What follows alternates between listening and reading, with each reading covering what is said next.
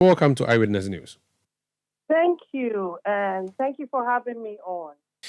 Listening to what happened in Parliament and considering your views before the bill was passed, what's your reaction immediately having heard that the House of Parliament has passed the bill against LGBTQ activities in Ghana?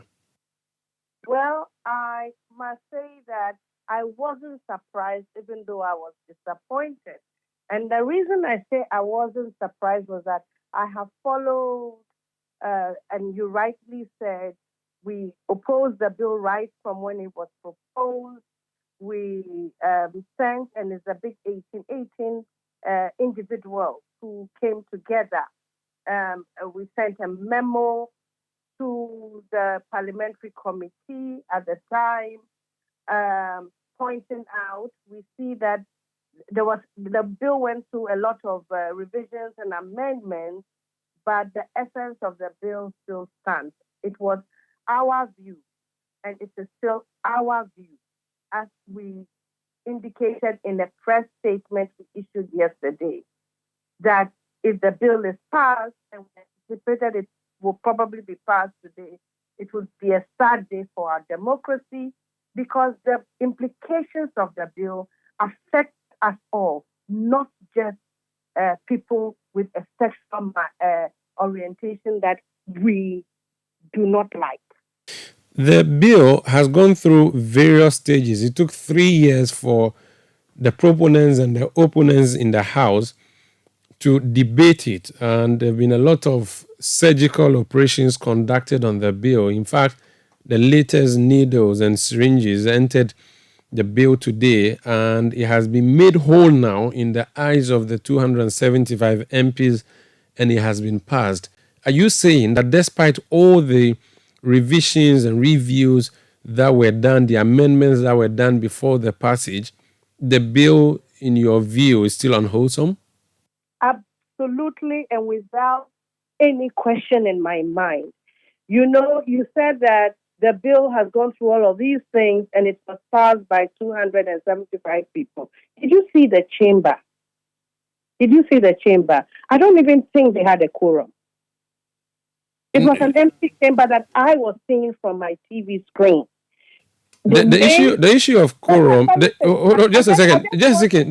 The issue of quorum is an issue of law which can only arise when it has been raised. If it has not been raised, then it means there was no issue of quorum in the chamber. Okay, but And since the speaker sat and no one challenged it, I don't think that matters. Again, it's been debated over 3 years. There would have been times there were maybe 100%, sometimes 17%, and all.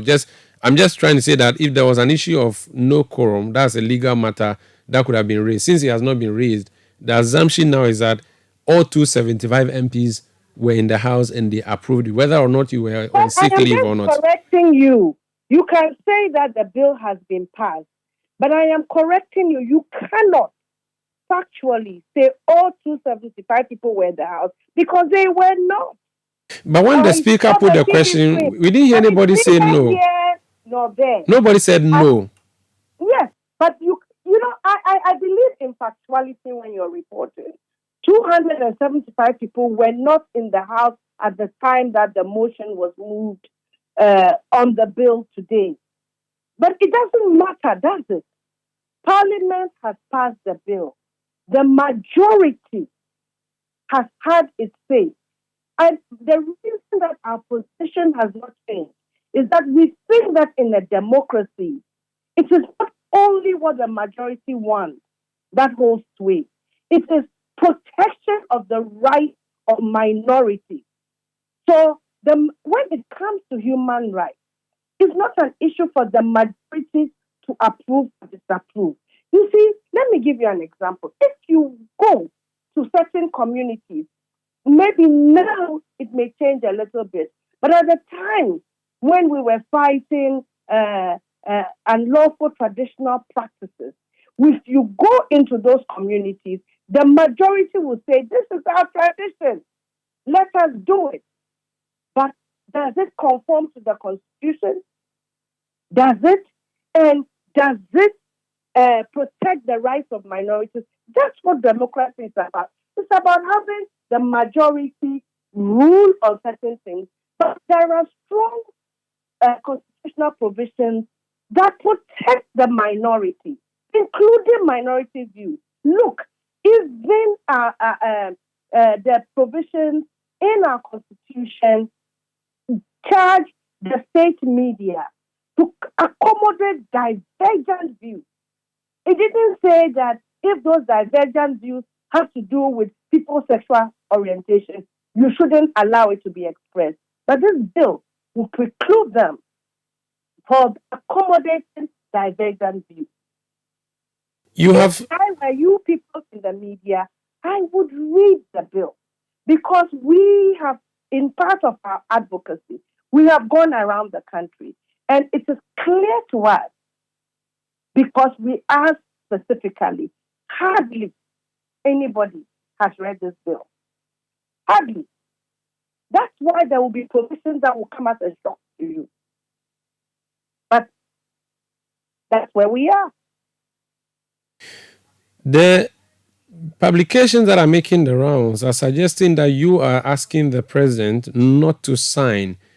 If he were listening to us tonight, can you give reasons why you think the president should not sign the bill when it comes to his desk?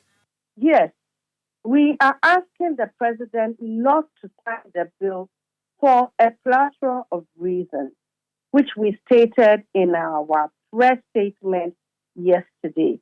We think that fundamentally, even though there's been a lot of revisions done to this bill, it still infringes on the rights and dignities of citizens who happen to have a different sexual orientation from the majority.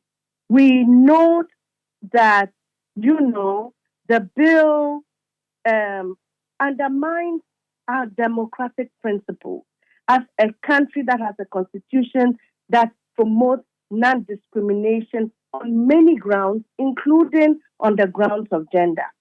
Okay? And gender, we cannot decide, means binary. Any scholar of gender knows that gender is more complicated than male and female. But the Constitution says you cannot discriminate on all kinds of grounds, religion, etc. The Constitution is a secular constitution. So religious people may have morals on certain things, and there's no problem. They should continue to pray for people. They should continue to try and converse people. They should continue in their own actions to persuade people, whatever they want to do. But you cannot have the state legislate on the grounds of morality and on religion. You cannot, because we're a secular state. We're not a theocracy. Are you going to go to the courts to prevent this? Prevent what? We cannot go to prevent the bill from maturing, or even if it matures, from killing it. Or would you go and try to kill it? No, what we are going to court to do, because we know how the courts operate, is to wait. If, unfortunately, the president signs the bill into law, and we're asking him not to, and we think that the president, because of his human rights background and his legal background, knows how problematic this bill will be. For example, just by telling somebody that I see myself to have a certain identity, you stick me in jail. How is that possible? How is that possible? But they passed it. And I am telling you that they have passed it not because of anything, but for political reasons. Explain the political reasons bit. Yeah, let me tell you my motivation for saying that. And I'm happy to send you the video of Mr. Sam George, the chief proponent of the bill. In 2015, was it, when his candidate, his president, John Mahama, was being accused of having a friend who was a homosexual, sponsoring him, etc., etc. Sam George is on record as saying that the Constitution protects those rights. So I have to wonder, why did he change his tune? Why did he change his tune? And why aren't you, well, not you personally, but why isn't the media, particularly the medium in which he appeared, asking him to explain why his tune has changed? What has changed? 10 years ago, did he have a different morality from today, from 2021 when he proposed the bill?